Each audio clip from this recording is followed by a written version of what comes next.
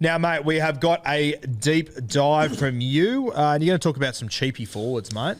Yeah, not a long one this week, mate, but I can't honestly, mate, all these podcasts blur into one at the moment, but I can't remember if I've touched on this before, but it is like an important one. It's just when you're assessing the credentials of cheapy forwards. I mean, all forwards, to be fair, but I sort of think that cheapy forwards are the ones that come to mind with change of role and bigger minutes, and you go, boom, neg 20 break even. The big fella's played 50 minutes or 60 minutes the last 2 weeks. Lock him in, he's going to make money. This is where you have to do your research, because if you don't, you get stuck with a plotter. Yep. Why did they play those extra minutes? Go back. Were there any concussions in those games? Were there injuries in those games that forced bigger minutes? Who is set to come back into this team and who will impact this role? And, mate, to be fair, this is where we come in. Not everyone has spare hours in the week to sit there and look at when blokes are due back and why blokes played bigger minutes. But all of you losers out there have families and jobs. Yeah, and real lives and shit. But do your due diligence, essentially, and if you want to trade somebody, just go back and have a look at the games that they played those minutes. And the ones that I just go straight to the team list for that game. I look at their minutes, and I look at 1 to 7 firstly. Were there any backs who didn't play 80 minutes? Because if any of them were less, it's probably forced a forward to go back there or change the bench rotation. Then you go to the forwards and go, oh, did any of the forwards play really smaller minutes there to help out with this? And, like, an example would be someone maybe like Wiramu Greg, who was playing decent minutes, but there were sort of injury-related things during games that saw his minutes increased. Someone like Harrison Edwards this week, who's probably another good example. And you sit there and you go, all right, big minutes last couple of weeks. Why?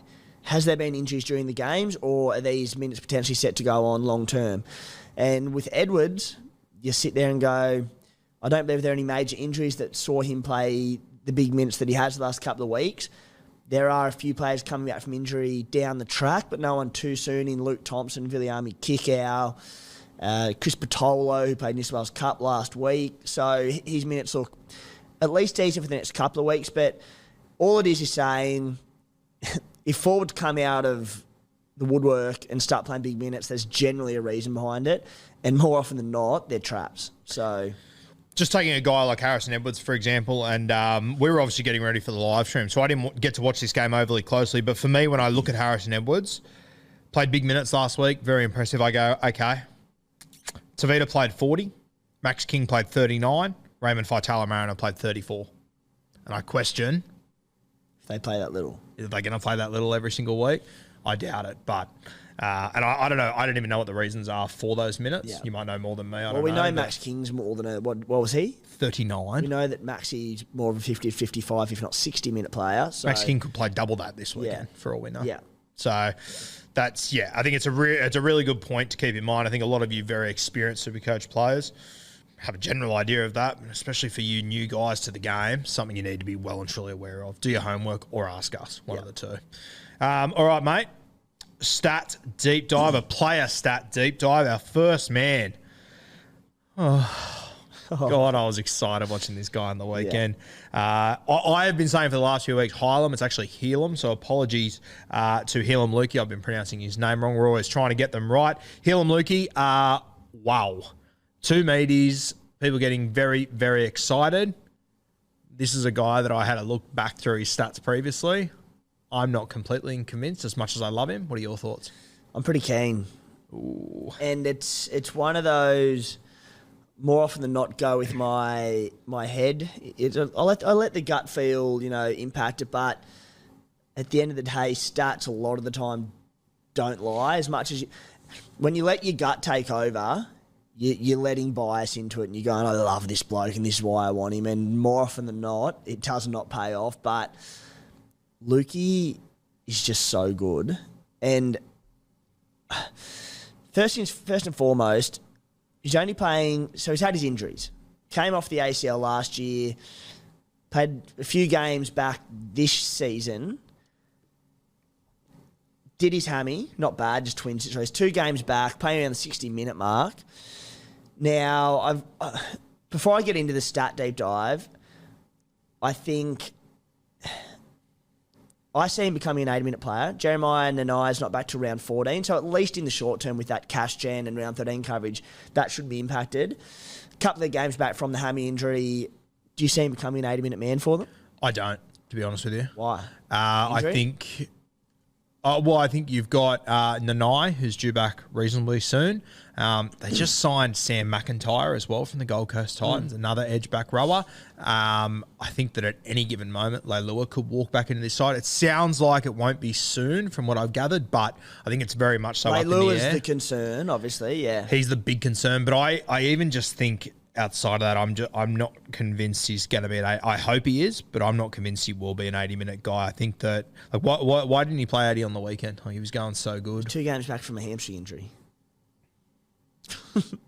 Okay. Fair. Yeah, I'm not convinced he's going to play 80 minutes in this side. I think he's going to be. Why didn't Liam Martin play 80 on the weekend? Because he's just come back from a hamstring injury. Yeah, okay. Yeah, you're comparing apples and oranges there. But this is a guy that hasn't proven himself in this side yet, realistically. Who? Luki? Yeah. Jeez. I mean, I love him as much as everyone else, but I think the claim that he's going to play 80, I think you're sort of plucking. I'm not saying this week. I think he'll build into 80, provided he keeps his fitness. But, build into 80, by the time he's built into 80, he's on the edge that Nanai has just signed a long contract for. I don't know. I'm not as... I think he's far from safe to play 80 minutes there. Far from safe. He's not safe to play 80, but I think he'll get his 60, and I think there's a good chance he plays 80, but if I was betting on it, I'm not going to go, You asked me the question. I'm telling you what I think, all right? I think he's a bit of a trap for people. So, in numbers anyway, back to the stat deep dive, I did go back through and look at his bigger minute performances of late. So obviously round 11 on the weekend, 121 points in 60 minutes. There was 45 in base in that time with 2 tries. Round 5 this year, 77 points in 71 minutes. He had 49 in base, big worker, 1 try assist in that. Back to last season, round 13, 2022. 76 points in 68 minutes. He had 37 in base, not the best, but had 1 try in there. Round 6 last season, 90 points in 80 minutes. He had 57 in base that game with a try. Summary is that dude can play. We know he's got attack in him. Has decent work rate. So I'm pretty keen. Yeah, I don't know. Last week played 60 minutes, got 45 in base. The week before that played 55 minutes, got 29 in base. A few weeks before that played 56 minutes, got 29 in base. I'm looking at, sorry to cut you off, but the round 4 one, the 56 minutes one, that was his second game back from an ACL injury. He played 90 minutes the week before. And then the game last week where he got 29 in base, 55 minutes, that was his first game in 6 weeks back from a hamstring injury. Yep. So, the injury is the biggest concern for me. I'm like, bloke can find an injury, but... And that's the other thing that really does worry me. And, look, his Breakevens 13, so you don't have to go this week. You can wait till next week, see how he goes, and get him next week for, he might go up 40 or 50K. It's not for the sake of might be saving a trade if he goes no good or hurts himself. It can wait a week. Yeah, even looking through his numbers, I think there's a lot of times last year where he's played decent minutes and his base is pretty... I don't trust him, personally. As much as I love him, I just don't trust him. I think he's a little bit of a trap for people out there. But if he does what we know... I remember watching a right edge back row for the Cowboys score a try every 8th minute last week. And I think he's got higher potential than him as well. So I think he's a classic back your gut in. It's not for me, but... Yeah, and that's what I'm saying. He's far from a lock-in trade and a great buy. I just think he's so good. Yeah, he is a freak. And you just pray that Leilua doesn't return anytime Also, soon. Wonderful buy coverage. Yes. Round 13, round 16. He misses round 15, which is of all buy period to miss. Sweet. It's the week where everyone else is playing in the competition. So, yeah. Yeah. Okay, your next one is Billy Smith. We spoke about him last week about how, obviously the base stats were sky high. He essentially backed it up this week, which was good to see. Yeah, and that's all it is, mate. I won't dribble on about it for too much, but he backed it up, as you said. 289K, break even -62. Base the last 2 weeks, 42 and 45, which is, I'd say Toto-esque, but it's far better. 2 games so far this season, 43 tackles, 13 tackle breaks, 30 runs, 3 offloads. doesn't play round 13, but really hard to pass up, isn't he? Yeah, and I think that's turning people off, the fact that he doesn't play round 13, but he plays round 16 against the Newcastle Knights, which I don't mind. I just think there's so much money to be made there. And I know last season that we brought him in early on and he was relatively popular and he didn't score that well, but, I mean, in two very well-beaten teams, he scored very well.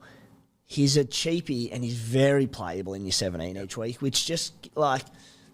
him compared to a bloke who scored 4 tries in 2 weeks and has a -52 break even, but you don't want to play him because, like, you know, they can get 17. Billy's just busting his ass. Yeah, and I think Billy's got, like, the scores he's putting out at the moment, and if the Roosters improve, he's got huge potential. Well, how do they not improve? How do they not improve? Yeah. Exactly right. And you can tell by, you know, the way that they're playing, they're trying to get the ball to Billy. They know what he's got. They know what he can do. So I'm very excited about him. I think I'll be going on him this week, and that'll put me at risk of running a player short in round 13. That's how much I'm like, you know what? He needs to come. I think it's worth it. Yeah. I personally think it's definitely worth it. Harrison Edwards, mate. Another one I'm not completely convinced on, but I think you're going to make 100, 130K over the next few weeks. What are your thoughts? Much the same. Not convinced, but it's pretty safe. Like... 68 minutes at lock last week, 94 points. That included a try, 57 in base. In that, 44 tackles and 9 runs. So he's 297K, break even neg 47. So it's a case of, like, worst case he makes money.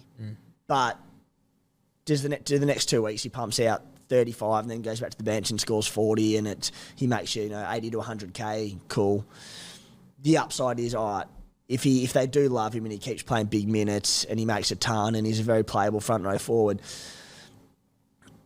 I was about to say something. There's a question on it later, so I'll wait. But I think he's a solid buy, but I think there's better around. I'm going to throw those questions in now just so we can cover them. First one from Martin Rivers. Will Harrison Edwards get a duel as he will have played 3 games at lock? So he's an interesting one that maybe you should consider as well, because he has played 13. He's front row forward at the moment. He could get front row forward 2RF, which could be handy to have. Yeah. But I wouldn't be putting too many eggs in that basket. He would, but I don't think it's till round 18. Round 18. So it's a while away. It's a long time. So. Yeah. The other question that is more important comes from Callum Press. Edwards or Billy Smith priority? That's the big question this week. Yep. And far and away for me, it's Billy Smith. Yeah, I agree. His job security is great. I think there's only upside there. He's arguably going to make more cash. Like, he's just so much safer. Yep. They have pretty similar buy coverage after round 13. Well, from now, actually, so they both missed round 13. And that's where I'm sitting on. I'm like, I brought in Buller last week, and I was sort of leaning towards that being my last major cash grab. But I'm like, you know what? Billy Smith now, he's going to make a ton of cash. Very happy with the money in my squad after that. I'm about to turn my focus fully to points. Yeah, and I said to a mate yesterday, I said, I don't think I'm going to go Edwards. He goes, you turned down that cash? You can't get all the cheapies, especially at this point of the year. You cannot get them all. If you want to go for both of them, sure, but I personally think you're better off making a decision, depending on how your team is looking at the moment. But I personally think Billy Smith, same as you, I think he's the one to get. For sure. If you're a head-to-head player and you're not worried about sort of round 13, you can get them both if you want. And what I do understand in the Harrison Edwards preference, if anyone's going that way, is that being at front row forward, people are going like, oh, sweet, I can flip like Mo Ali or Pele to him and just strengthen my front row. Whereas at CT Dub, we've all pretty well got 6, 7 active players there who are going pretty good. So I understand strengthening front row forward for him, but I'm still on team Billy if I'm choosing. Yeah, no, I totally agree. I think Billy could also be a guy that, from round 19 onwards, he, depending on matchup, he could be a genuine play. He might even be a 4th CTW. If he keeps up what he's doing right now, he could be a 4th CTW. That's one for you. I noticed, I think Taruv was the one that really sparked it for me.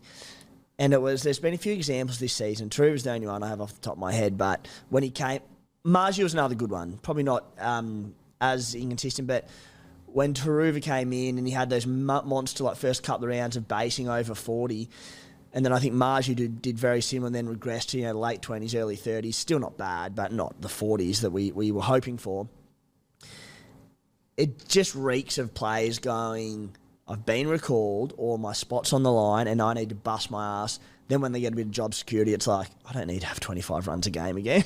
Yeah. No, I agree. And that's my vibe with Billy Smith. I'm like, he's going, I need to prove I'm fit, good to go and win this spot. He's probably done that now. I mean, they've been beaten twice in a row, so maybe not won it, but does that regress? I'm sure it does. However, still goodbye. And if it does, and he went 45 last week, 42 in base this week. I wouldn't be surprised if this week that's 39.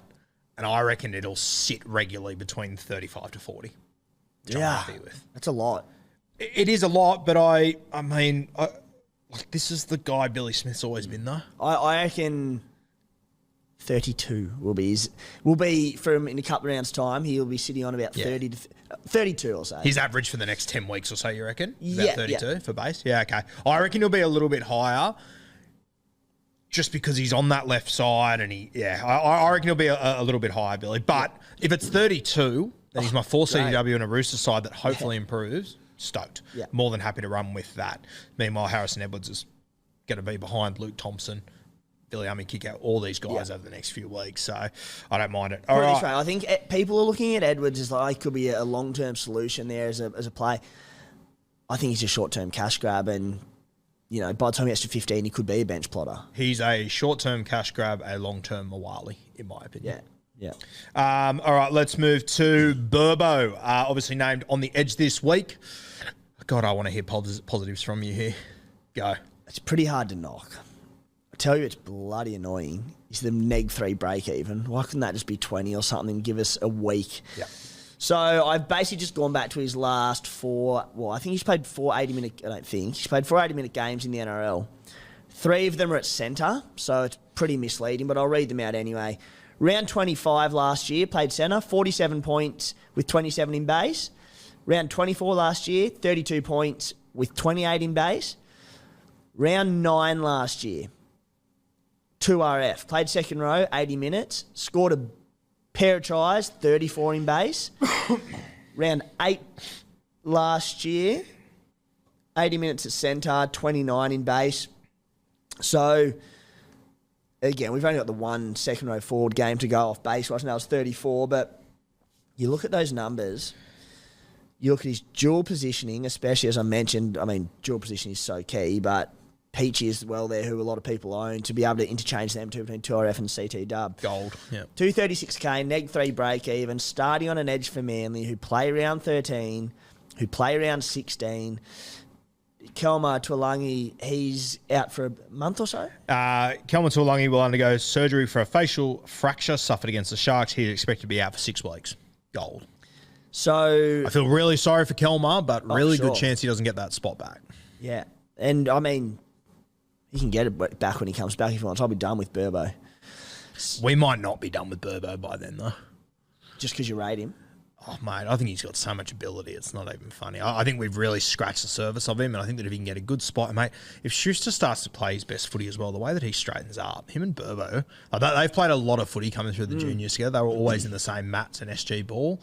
That could be a lethal combo. So what are you thinking? Are you thinking of going this week, or are you thinking cop the 1 price rise and pay, maybe $280 for him next week? I'm going to wait a week. Yeah, I think I'm going to wait a week. The only thing that worries me is on the bench, they've got Benny Condon and Ethan Bullimore, 2 guys that have played edge previously. Bullimore's played a lot of edge for them. Well, Bullimore started round 1 last year on the left edge for Manly. So that's the only thing I want to see. If Burbo plays 80 minutes this week, I don't really care what I have to pay for him. I think it'll be worthwhile. Cop the first price loss. Yeah, for sure. Especially as I'm not a Tyrone Peachy owner, so I don't have that duel. It would be fantastic to have that in my side. So, to be honest, I don't know how I'd probably sell Val Holmes to him next week, is my plan. Sweet. Yeah.